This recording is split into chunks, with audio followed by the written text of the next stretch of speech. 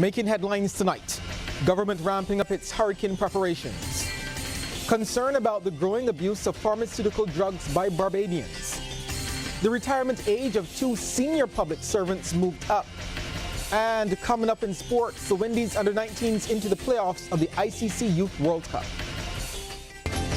Newsnight Headlines was brought to you compliments Omega XL.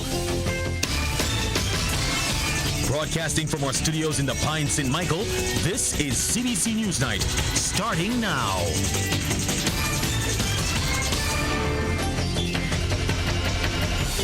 I'm Shane Jones, leading the news at 7. With the 2020 hurricane season 5 months away, the government is ramping up its preparation for the season, which begins on June 1st. While speaking at the St. James North District Emergency Organization meeting, Minister of Home Affairs Edmund Hinkson says government is seeking to improve the island's water and energy capacity in the aftermath of a disaster. We will ensure, as we have done since coming into office, greater water capacity in the event of a disaster in the aftermath, and greater energy capacity and vehicles available. We have entered into memorandums of understanding with the private sector that we could command their vehicles, equipment, tractors, etc. in the aftermath of a disaster. According to Minister Hinkson, Cabinet agreed to launch a 3-month cleanup program which will employ 360 people. However, the minister says Barbadians must take the initiative in maintaining their surroundings to minimize damage. We will ensure, as we have done since coming into office, greater water capacity in the event of a disaster in the aftermath, and greater energy capacity. Government can't do all. Government in 2020 is not capable in terms of the resources under an IMF program, having taken over a country 20 months ago that was essentially bankrupt financially, the 3rd most indebted country in the world. No citizen can reasonably expect government now to do everything in terms of clearing your communities and all your drains. The minister urged Barbadians to begin hurricane preparations immediately to strengthen the island's resilience to natural disasters. We can't stop the hurricane from coming, but we can certainly prepare to do our best against it and to be able to recover as quickly as possibly after a hurricane or storm.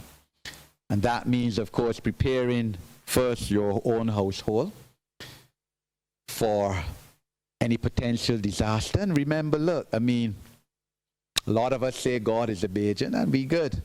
But I'm sure that the Dominicans used to say God is a Dominican. The National Council on Substance Abuse is concerned about Barbadians abusing pharmaceutical drugs. While not giving exact figures, manager Betty Hunt says many people often use medications incorrectly or without prescriptions. She explains that the agency will be rolling out interventions again to deal with the matter. Went to the doctor 2 weeks later, 4 weeks later, you say, oh, you have these symptoms again and still have some left over, and so on. Or it worked for me, so I'm going to give it to my son, and so on. So it is a valid concern. However, there's not a lot of education surrounding that.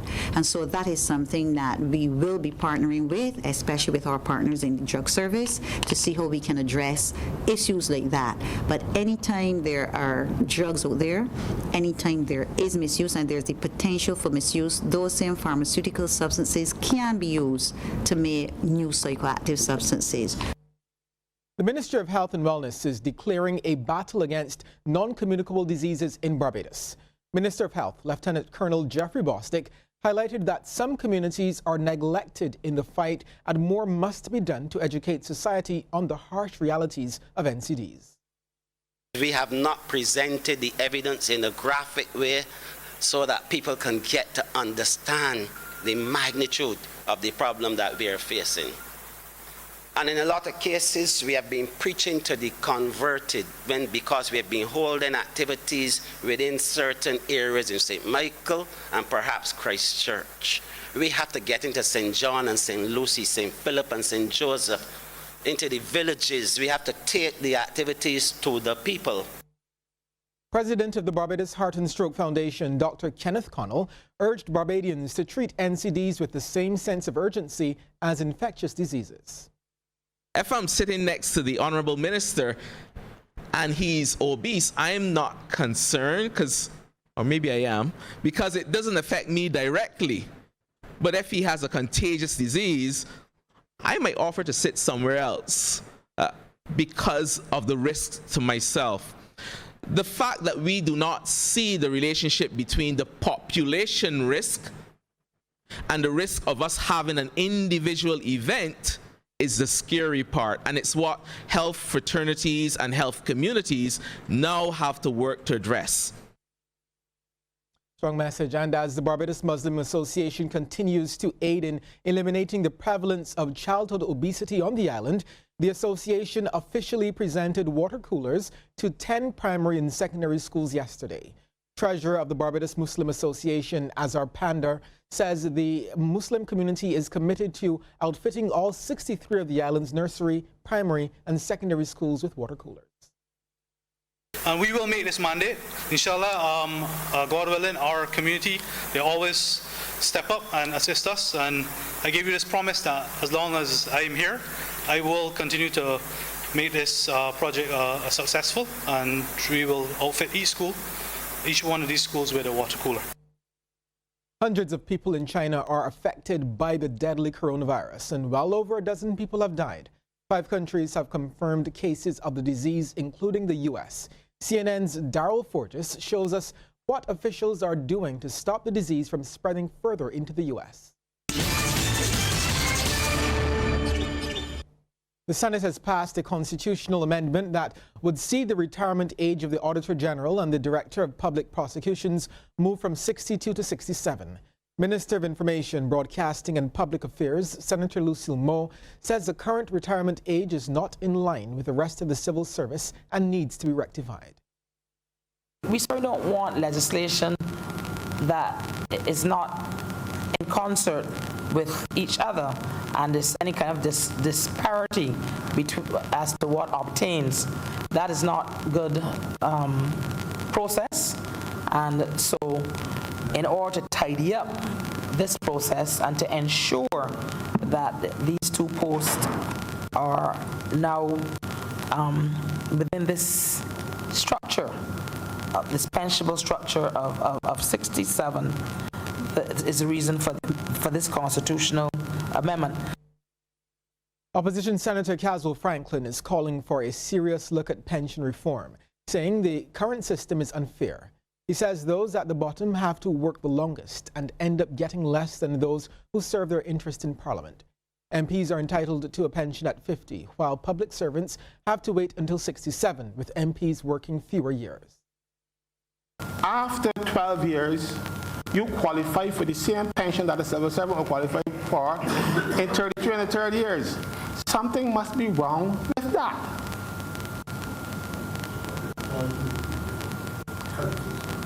No, different types of all is public service. The fellow who picks up the garbage, he's given public service. He's given a level that he can give it at. And the type of service that you give here, MPs should be people who could take care of themselves. Because if you can't take care of yourself, you can't come here and take care of me. So you should be making your own pension arrangements. Several outstanding Barbadians, all past students of the Cauldron Parish School, are to be honored and inducted into the school's Hall of Fame. The Alumni Association has planned a Hall of Fame dinner and induction ceremony. President of the association, Jeff Brooms, is upbeat about the project and the impact it will have on the students. A lot of our children don't even know that these people went to Cauldron Parish School. We have the view that it is time that we not only honor these people and let them know appreciative of their being outstanding ambassadors to the school, but to let some of our young students walk into the hall and see not the pictures of these people and the little bios on them and say, well, they went to school here. I can be just like them. Hundreds of school children got an opportunity to see a film in the big screen before it makes its debut internationally. Joseph, which was created by local film company Step by Step Productions, is set to begin in 43 cinemas in West Africa tomorrow. But yesterday, 1st to 5th form students of the Lester Vaughan School got a chance to view the almost 2-hour film at the Olympus Theatres. 3rd form year ahead Gregory Holder explains the motivation to show them the film. We got someone really by our guidance counselor who really wanted the school to take part in watching the movie. I know there's a strong sense of African heritage in the movie as well, so we're looking to bring that through to our students. Generally, I love the camera effects. I thought the quality was really good. I'm impressed to see such a high level of film being produced. Of course, we have a number of black actors as well, so our children should be able to relate to that. And the screening was a hit with students. I think it's very interesting and it's very educational.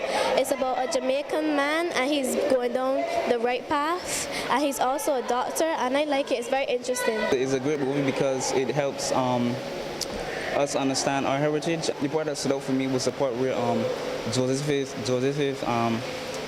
grandfather was telling him about his roots, the Maroon and the Ashanti tribes. I think the movie is very interesting. And my favorite part about the movie is when he went back to Ghana. I love the movie. It's great.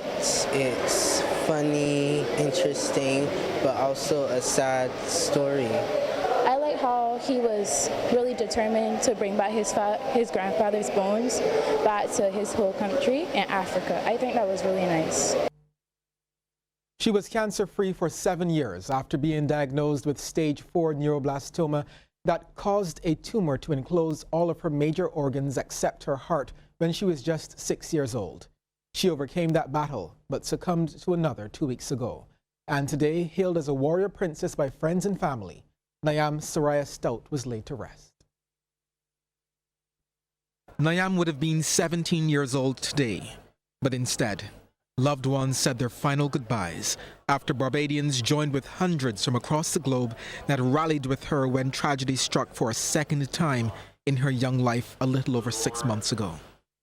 Last July, X-rays revealed a mass in Nyam's abdomen which required around $150,000 to be treated in the U.S. Unfortunately, she did not win the battle this time around and closed her eyes for the final time on January 14th at a children's hospital in New York. Hundreds, along with ministers and high-ranking diplomats, poured into the Abundant Life Assembly Church on Bank Hall Main Road as tributes and tears flowed freely. Mum Petra Goodin said her life has forever changed as she lost not only a daughter, but also a best friend. Which mother ever wants to bury their daughter? God gave me the greatest gift in life 17 years ago. I never felt love like the love I had when Nyam was born. She was my firstborn, my first love, my first BFF, my first everything.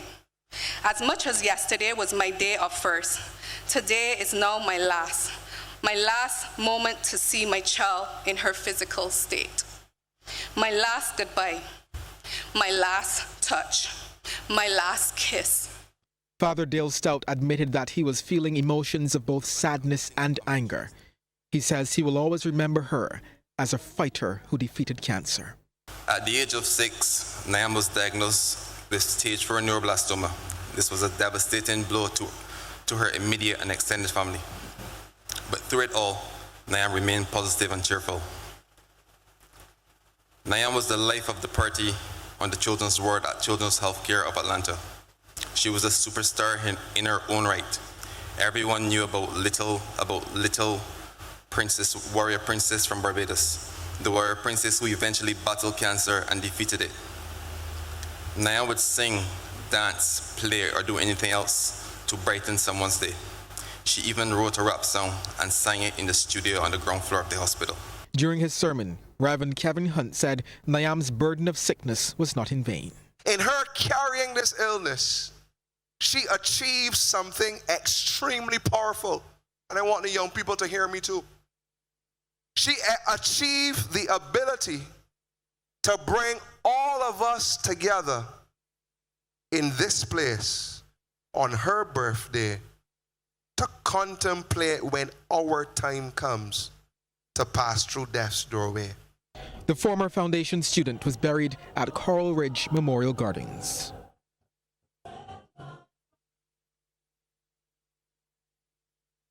Well, still to come, Grenada benefits from a major relief fund. Then a bit later in sports, the Wendy's youth team advances in the World Cup.